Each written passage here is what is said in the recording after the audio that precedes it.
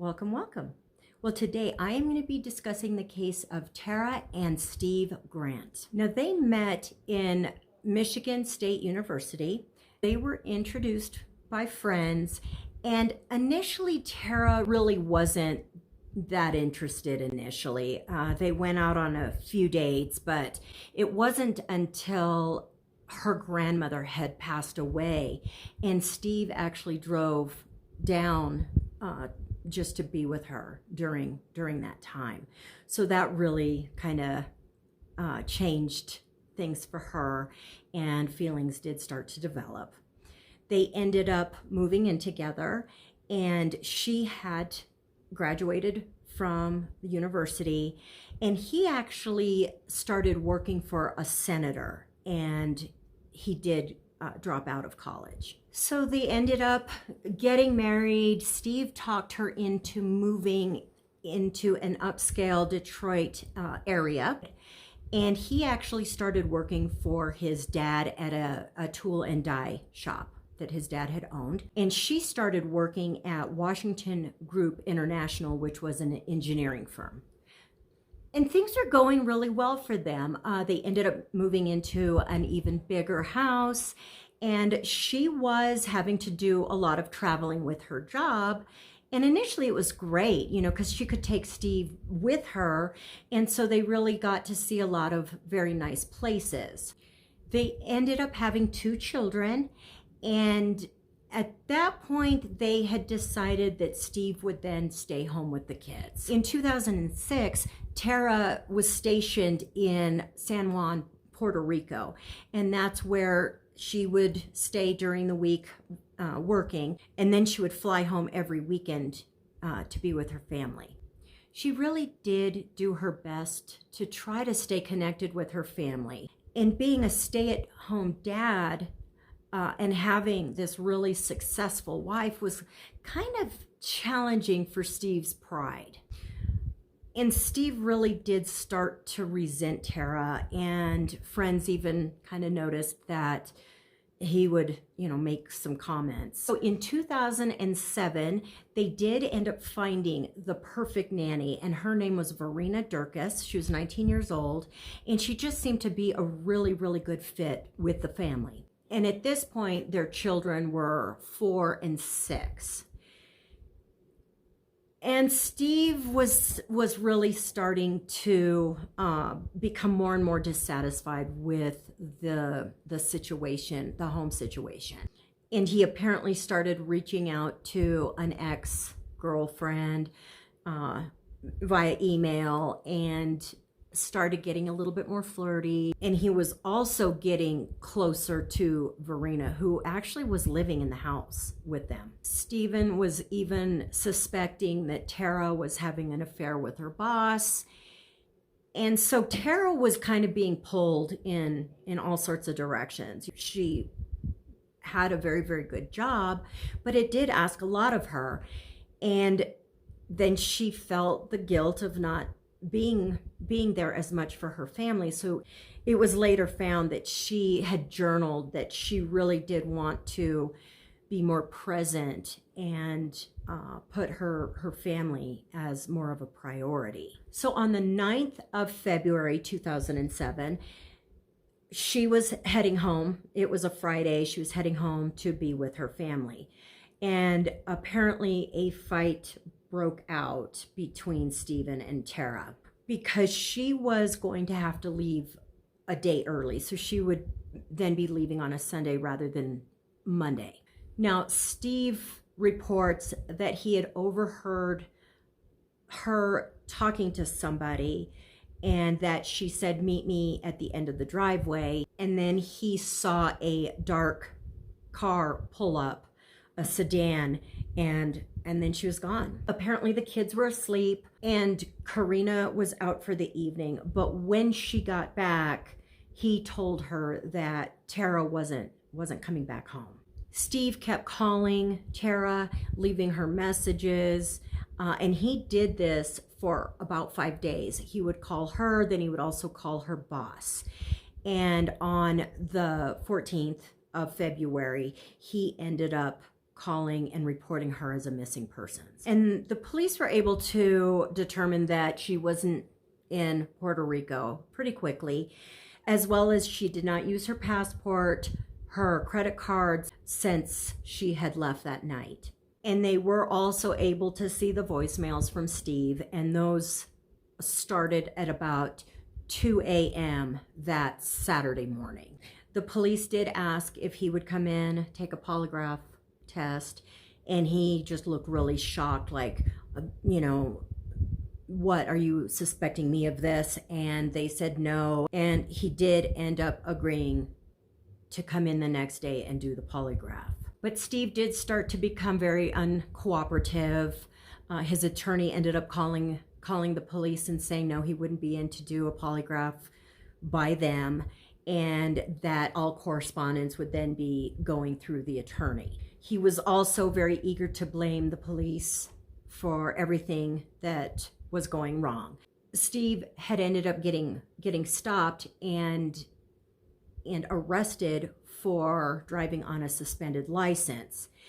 And he accused them of doing this so that they would bring him in to continue asking him more questions about Tara's disappearance. Now, they denied this accusation, and they did hold daily press conferences during the search for Tara.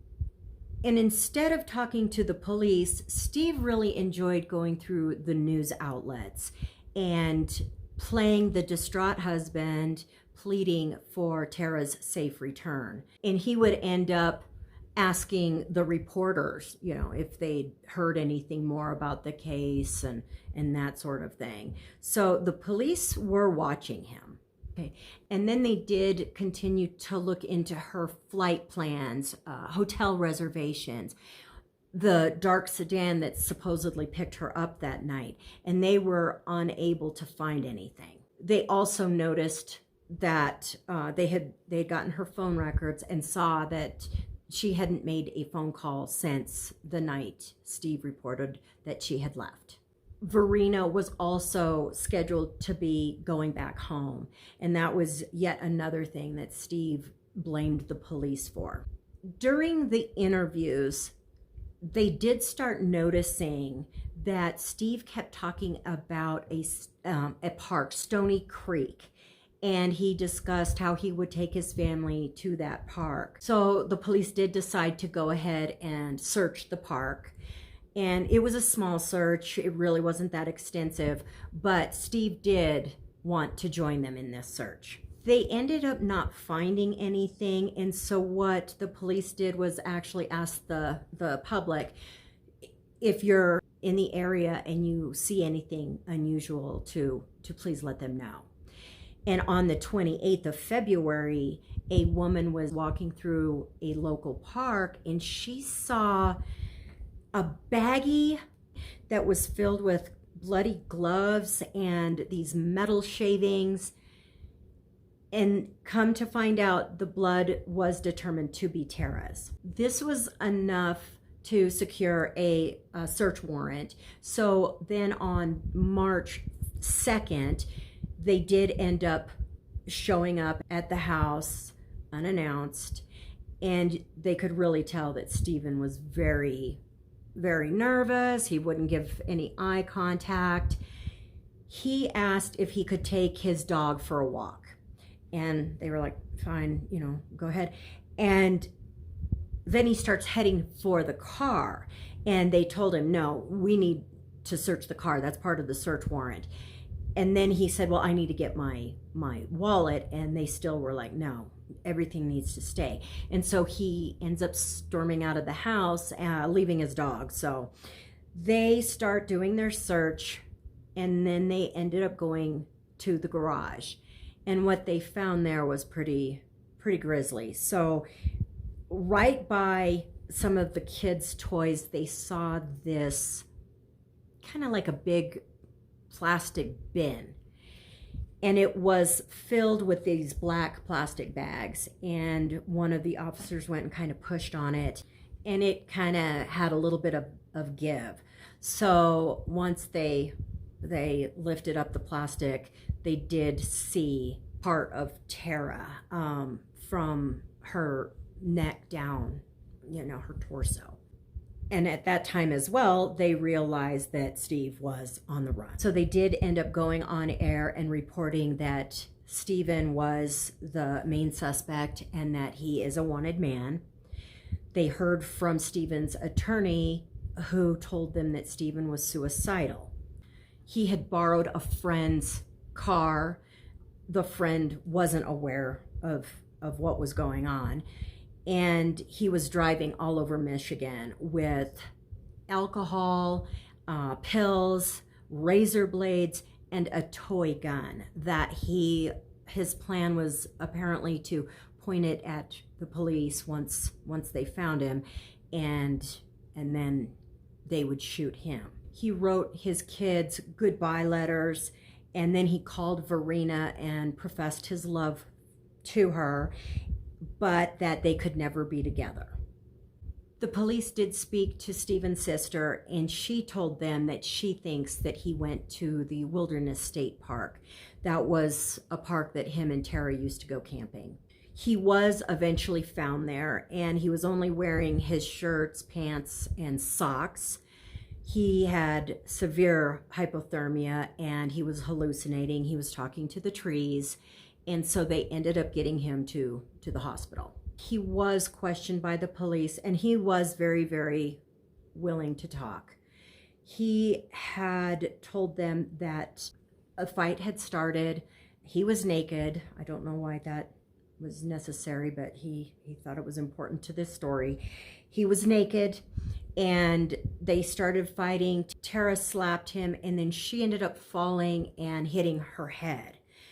At that point, she was very, very upset, and she was telling him that he was never going to see the children again, and that she wanted a divorce. And he just got overwhelmed with anger, and he started strangling her. He did end up choking her to death, and he covered her face because he didn't want to see what he had done. He ended up, I don't get this guy at all, but he ended up, instead of just picking her up and carrying her, but whatever, he ended up tying a belt to her neck and dragging her to the garage, down the stairs to the garage. And then once he got to the garage, he struggled to pick her up and put her in their SUV. And in the attempt of doing it the first time, he dropped her and described the noise that she made. He did finally be able to get her into the SUV, and then he went inside. At this point, Verena was arriving back home, and he did say that he went and he got dressed, and then told her that Tara had left him, basically to play on her sympathy. I guess at this time it would have been around 2 a.m. where he did start calling her phone and leaving messages. Now, the next day, he ends up taking Tara to his dad's shop, and that was where he ended up dismembering her and putting her in that plastic bin. And then the following morning, he then grabbed his kid's sled and went to Stony Creek, the Stony Creek Park, and he was, pulling the sled that had the bin on it that was carrying Tara, and he had, I guess, gotten on top of the hill and must have let go of the sled, and so the sled went down the hill. So he's chasing after this sled. He finally gets it to stop, but it had kind of broken open, and parts were going all over. And he's describing this to the police, laughing and thinking that this is funny. And anyways, so he manages to collect her back and decides that it's time to try to bury her. But even he admits that he didn't do a very good job, so he kind of had to go back and rebury her. He was kind of hoping that the animals would get to her and that they would then just leave bones. But then he had heard about the police wanting to go back to that park and do a more extensive search. So he ended up going back out there and just retrieving her torso. Initially, he had stored her torso in the shop, his dad's shop, for about a day, but then he started worrying that it was going to be found and it would start to cause attention. So he moved it back then to the house, and then that's when the police had come with their search warrant and found her. The police do believe that he did act alone. They were able to find most of her remains, but not all of them. And then on December 7th, that's 9 months after she had gone missing, was when his trial started. He was found guilty for second-degree murder and mutilation of a body, and so he was sentenced to 50 to 80 years in prison. Grant did lose his final appeal, and so currently he is serving his sentence. Stephen's classmates describe him as very odd and awkward. They were very surprised when they saw that he had landed this incredible woman, Tara, because they believed that they would end up seeing him on The World's Stupidest Criminals, where he would rob some place and have a name badge on. So, and friends did say, he was just very, very insecure about the fact that his wife was the breadwinner, and he would just tear her down anytime somebody would give her a compliment. Well, I hope you enjoyed this video. Please give me a thumbs up, subscribe, and I hope you have a great day.